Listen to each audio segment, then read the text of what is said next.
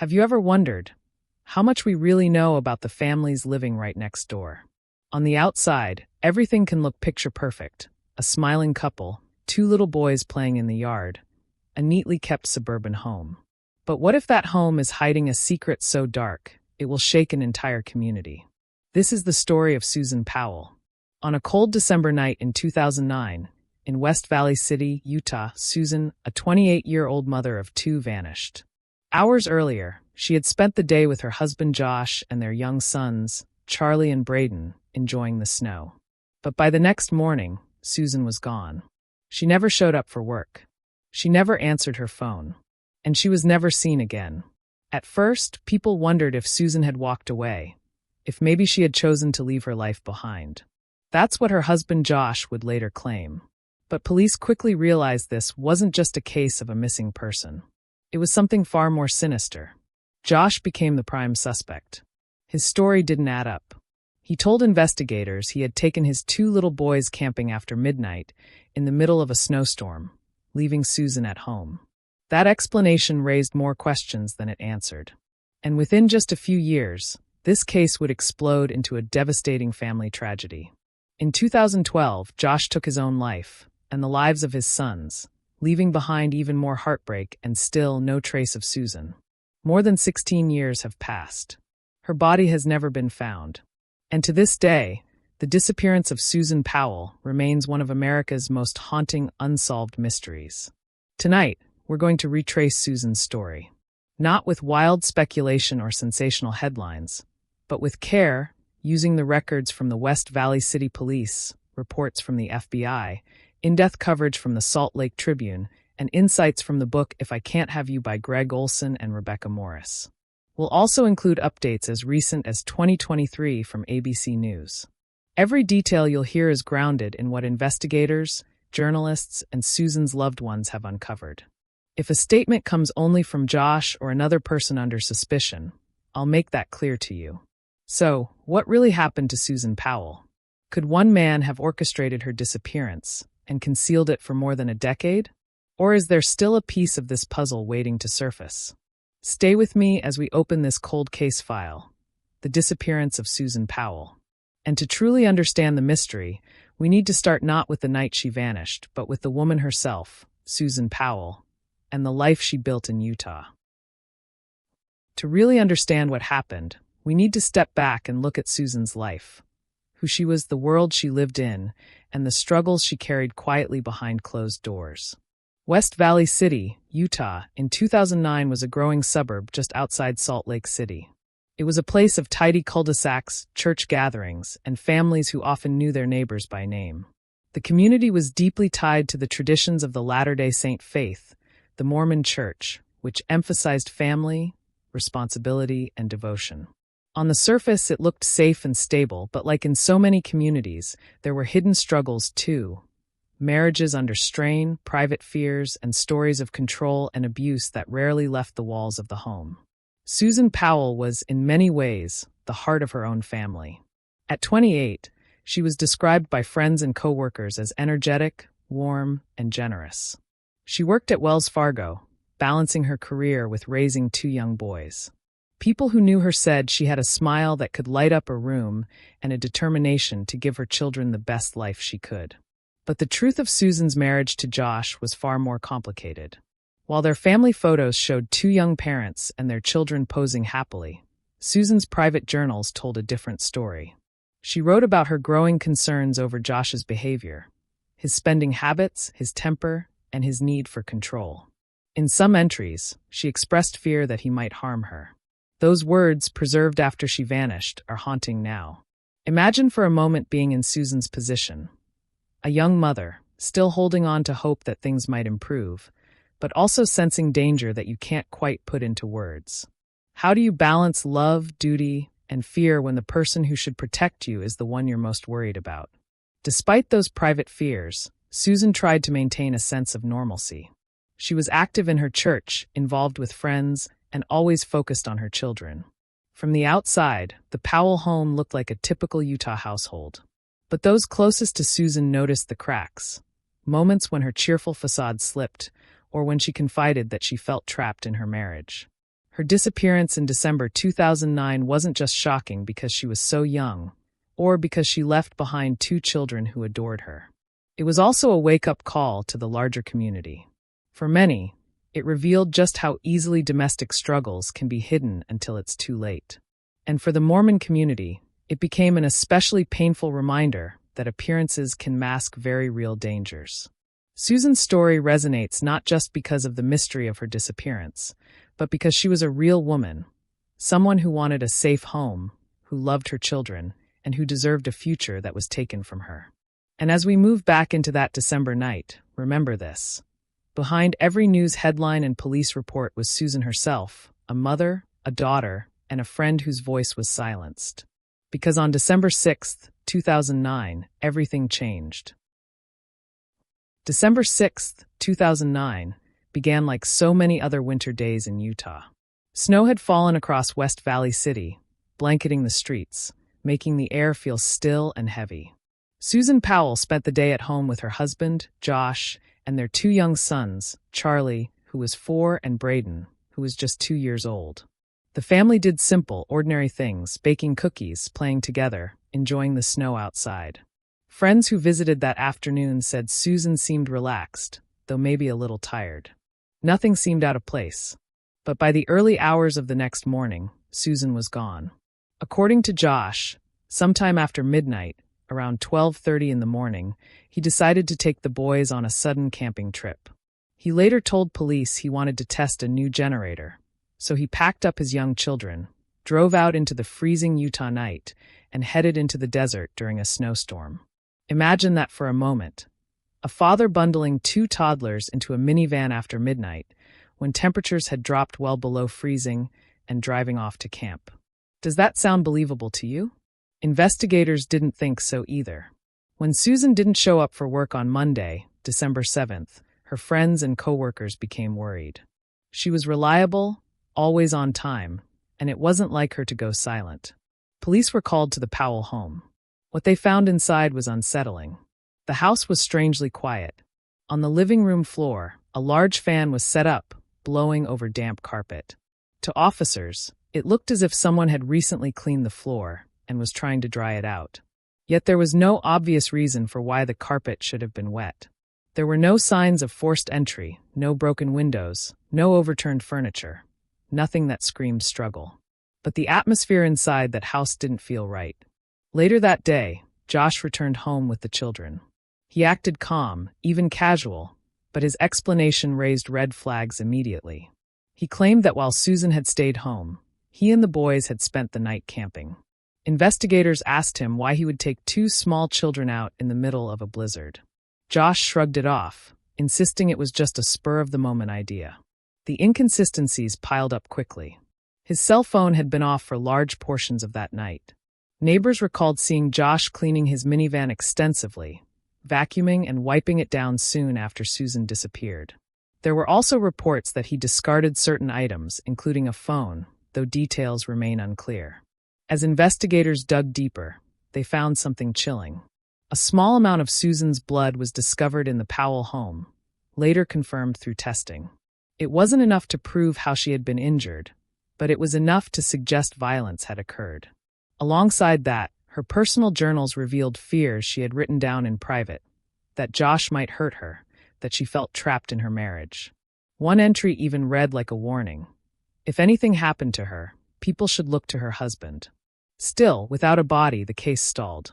Police couldn't arrest Josh based only on suspicions, circumstantial evidence, or a few drops of blood. Susan's disappearance became a puzzle with pieces that didn't quite fit together. Think about this. If a loved one suddenly vanished, and your spouse claimed they went camping in the middle of a storm with 2 toddlers, would you believe that? Or would you sense, like the detectives did, that something about this story simply wasn't true? In the weeks after Susan went missing, investigators tried to follow every lead. They searched abandoned mines, combed through the Utah desert, and interviewed family and friends. Each discovery seemed to point toward Josh, but nothing tied him conclusively to Susan's disappearance. The more time passed, the stranger his behavior became. He refused to cooperate fully with detectives, and at times, even seemed irritated when asked about his wife.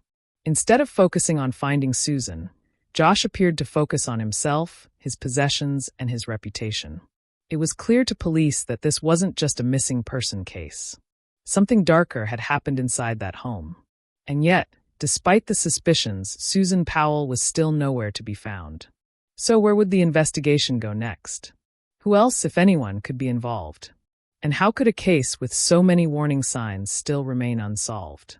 To answer those questions, we need to follow the investigation further, to look at the suspects, the family dynamics, and the shocking events that would unfold in the years after Susan disappeared.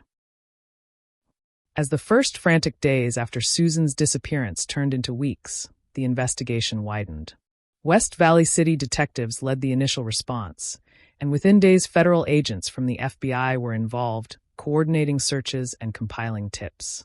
By the spring of 2013, after thousands of hours of work and tens of thousands of pages of documents released to the public, police announced they were suspending the active phase of the search, calling the case cold while continuing to treat it as an open investigation. From the beginning, investigators had a long list of unusual details to sort through. Officers found small amounts of Susan's blood on a tile near the living room couch and a handwritten note in which she expressed fear about her husband. Those findings, released in unsealed documents, put a darker tone on what might have been written off as a voluntary disappearance. At the same time, there were no signs of a forced entry and no body, facts that complicated any attempt to move from suspicion to criminal charges. Josh Powell quickly became the central figure in the investigation. His story, that he bundled the boys into the van late at night and went camping during a snowstorm, struck many as implausible. Investigators noted inconsistent statements, odd actions after Susan vanished, and behavior that drew suspicion, including rapid movements of vehicles and property, and what the record describes as evasive or contradictory explanations. Police followed leads in several states, searched desert sites and abandoned mine shafts, and examined digital records, emails and phone logs trying to pin down his exact movements. Then the case took a tragic, definitive turn. On February 5, 2012, during a supervised visit arranged so the children could see their father, Josh Powell killed his two sons and then died by suicide in an explosion at his home in Washington state. Investigators later said he had attacked the boys before setting the fire. This horrific event removed the most obvious witness and transformed the investigation into something even more painful for Susan's family. The family dynamics around Josh added layers of complication. His father, Susan Powell, emerged in police files as a troubling presence. Investigators found thousands of voyeuristic images and handwritten journals that police described as obsessively focused on Susan. Stephen would later be convicted on voyeurism and related charges and receive prison time. He denied wrongdoing related to Susan's disappearance, even as the journals and videos raised serious questions for investigators and the public. There were other painful threads. Josh's brother, Michael Powell, who investigators said had been questioned about suspicious activity with a vehicle abandoned in Oregon, died by suicide in February 2013. In public statements at the time, West Valley City Police said they believed Michael had been intimately involved in the disposal of evidence, language that underscored how many people and how many possible paths the investigation had to follow. Despite these leads and suspicions, investigators hit a kind of legal and evidentiary wall. The presence of Susan's blood in the home was chilling, but the amount and the context were not the sort of conclusive physical evidence that would guarantee a conviction without a body or a clear, provable chain tying someone to murder. Police were able to document suspicious conduct, movements of vehicles, electronic traces, and the unusual behavior of several family members. But in the U.S. criminal system, suspicion and circumstantial evidence can be powerful, but they don't always meet the threshold prosecutors need to file murder charges. After the active investigation was scaled back in 2013, efforts continued in fits and starts. Private searches and media-driven expeditions kept interest alive. In early 2022, a privately organized excavation team worked a deep, old mine shaft in the West Desert, a location within the broader area investigators had searched years earlier. Crews recovered bones and a pair of pants. The items were sent for forensic testing. Subsequent testing and statements indicated the bones were unlikely to be human or, in follow-up, did not match Susan's DNA profile, and the clothing produced male DNA that investigators sought to identify. Those discoveries generated hope and heartbreak in quick succession, and then more waiting for answers. Through it all, it's important to separate documented fact from unverified claim. Josh, at various times, told authorities that Susan had left of her own accord or with another person. Statements that are on the record, but have not been corroborated by independent evidence. Likewise, portions of Susan Powell's journals and videos describe disturbing obsessions and fantasies about Susan. Those materials are real and were used to show motive and pathology, but they do not, in themselves, locate Susan or prove who actually did what to her. Wherever I mention these statements, I'll note their source so listeners understand whether we're hearing an investigator's conclusion, a family member's assertion, or material that came from someone under suspicion. What the public record does show is a pattern. By 2013, West Valley City Police had publicly said they believed Josh Powell was responsible and that his brother Michael likely assisted in concealing a body. But the case remained technically unsolved with no prosecution. That remains the hard reality. Belief is not the same as a legal finding of guilt. As of the most recent reporting, including substantial coverage and reviews in national outlets, there has been no court-ordered resolution identifying the location of Susan's remains or bringing a murder indictment that names a perpetrator. The discovery in 2022 sparked renewed testing and attention, but forensic results did not deliver the closure the family hoped for. Susan's parents and supporters have continued to press for answers, push for legal steps such as a declaration of death in civil proceedings, and keep the public's attention on an investigation that has left more questions than answers. So where does that leave us? Investigators compiled a long, often disturbing record that points toward Josh Powell and implicates other family members by association or conduct. Yet the missing body, the limits of the physical evidence, and the tragic deaths of key figures have prevented the criminal justice system from delivering the kind of final verdict many believe is warranted. For Susan's family, the mystery remains raw and unresolved. Before we move to our closing thoughts, I want to ask you, given everything we've covered so far, what theory feels most persuasive to you? Do you see this as the work of a single, desperate man, or as a more complicated family conspiracy? Drop a note in the comments with your reasoned take. Keep it respectful, and keep it focused on evidence and sources, not speculation. Next, we'll pull all of this together and consider what lessons this case holds about domestic violence, investigative limits, and how communities respond when the familiar turns threatening. We'll wrap up with a compassionate look at Susan's legacy and what justice might look like for her. 16 years have passed since that winter night in 2009, and still, the mystery of Susan Powell's disappearance remains unsolved. No arrests, no trial, and most painfully, no recovery of her body. What we do have are broken pieces. A mother who vanished, 2 young boys whose lives ended far too soon, and a family shattered by layers of secrecy, obsession, and violence. This case doesn't just tell us about one family's tragedy. It shines a harsh light on domestic abuse, on the hidden fears that sometimes lie behind suburban doors, and on the desperate need for communities to believe victims when they speak, to step in before it's too late. Susan's journals, her quiet pleas for safety, echo louder now than ever. And yet, despite all that has been lost, her story hasn't disappeared. Her parents and loved ones continue to search, continue to advocate, and continue to remind us that justice isn't only about a courtroom verdict. Sometimes it's about keeping a memory alive and refusing to let silence win. Let me turn the question over to you. Do you believe Josh Powell acted alone? Do you think Susan's remains will ever be discovered, or has time buried the truth too deeply? I'd love to hear your thoughts. Share your theories in the comments, and let's keep this conversation going. Thank you for spending this time with me, for listening with care and empathy. This has been Cold Case Files, the disappearance of Susan Powell. If you found this episode meaningful, please subscribe so you won't miss the next story we uncover together. Even after 16 years, Susan's family still holds on to hope, still searches for justice, and still believes her voice deserves to be heard. And as long as we remember her, she is not lost.